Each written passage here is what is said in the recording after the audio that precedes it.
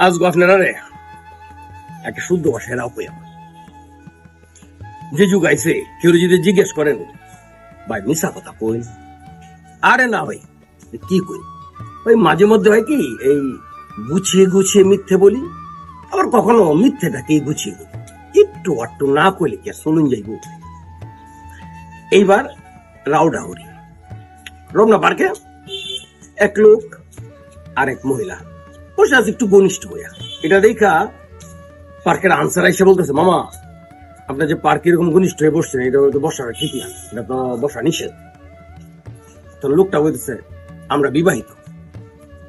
Answer জবাব দিচ্ছে যে আপনারা বিবাহিত তাহলে বাসায় যান, বাসায় গিয়ে এভাবে বসেন। লোকটা খুব অদ্ভুত ভাবে তার দিকে তাকায় হাসি দিয়ে বলতেছে, মামা গেলাম হইলে বাসায়, এর জামাই মানতো না।